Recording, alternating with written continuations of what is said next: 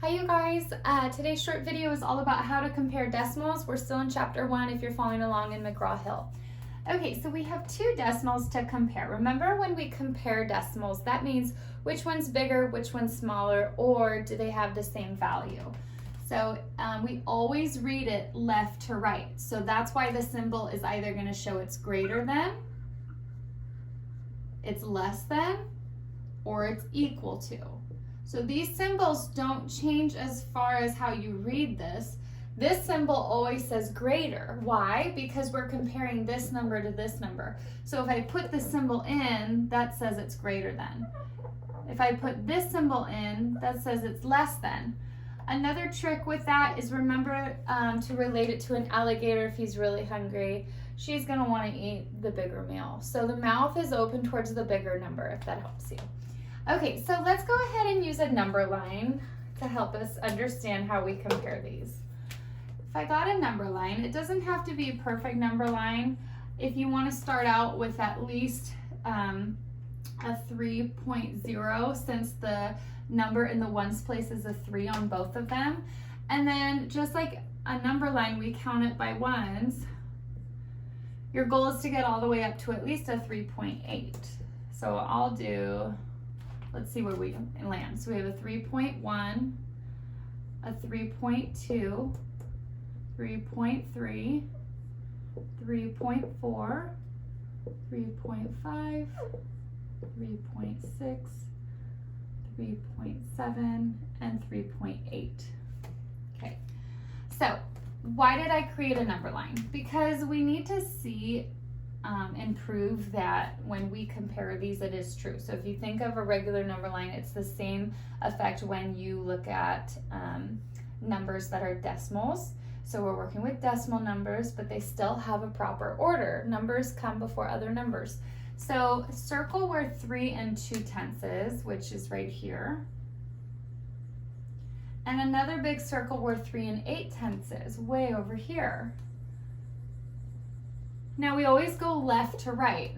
Obviously these numbers are smaller and they get bigger as we go up the number line, right? So they get bigger as we go up. So which one's bigger, which one's smaller?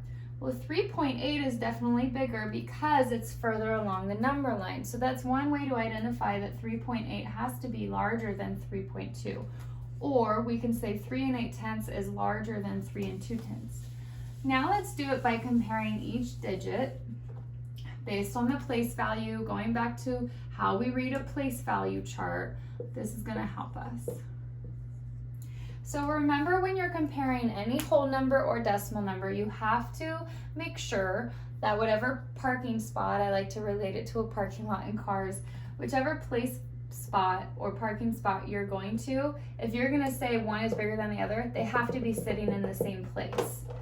So to help myself make sure I'm doing that, this is in the ones and this is in the tenths. This is in the ones and this number is in the tenths. And if you need to get a place value chart out to help you, I would do so. Okay, because we read left to right, we always start on the very left of the number. This one happens to be a 3 in the ones place, and this one's a 3 in the ones place.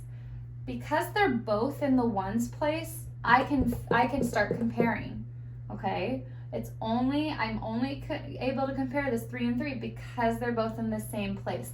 It doesn't matter what numbers they are, as long as they're in the same place, then you can start. Okay, so this 3 and this 3 are both in the ones place. So far, they're equal.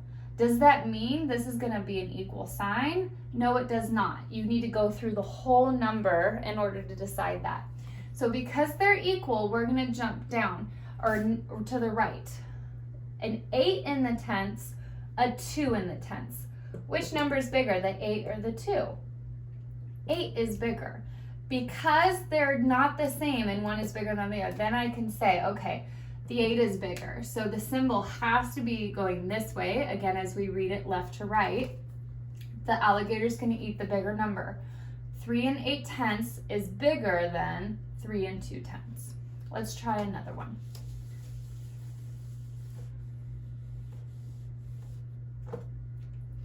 What if I have 14 7/10 compared to 1 7/10.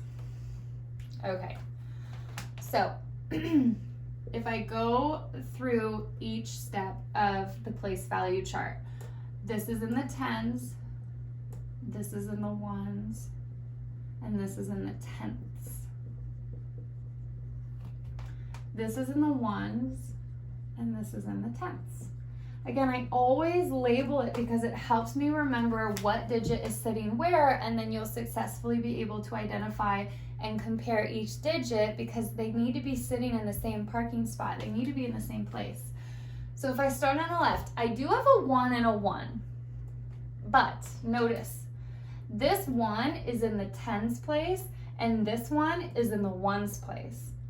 Those are not in the same parking spot. They are not in the same place value space. So I can't compare them. I can't say, oh, they're equal. They're not equal. So what I need to do is I need to say, okay, if this one has a 1 in the tens, this would be the tens place. What's technically sitting there? A 0, because there's nothing in the tens. So knowing that, now I can compare. I have a 1 in the tens and a 0 in the tens. Which one's bigger? The 1. 1 is bigger than 0, so it must be bigger. That must mean that 14 7/10 is bigger than 1 7/10. Let's do another one.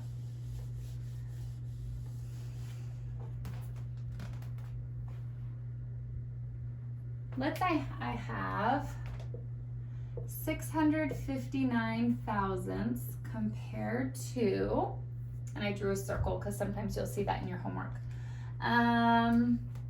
Let's do 691. Okay, so going by parking spot by parking spot, place value by place value, you can't compare if they're not in the same spot. Well, I have a decimal and then I have a number in the tenths and a number in the tenths. Because these are both in the tenth spot, I can compare. So far they're equal. Because they're equal, I'm going to go to the next one. I have a 5 and a 9. Notice I'm not comparing the 5 to the 1. You have to compare the digits that are in the same spot. This 5 is in the thousandth or hundredths, and this 9 is in the hundredths. 5 and 9. 5 is smaller than 9. So the symbol reads left to right. That means that 659 thousandths is smaller than 691 thousandths.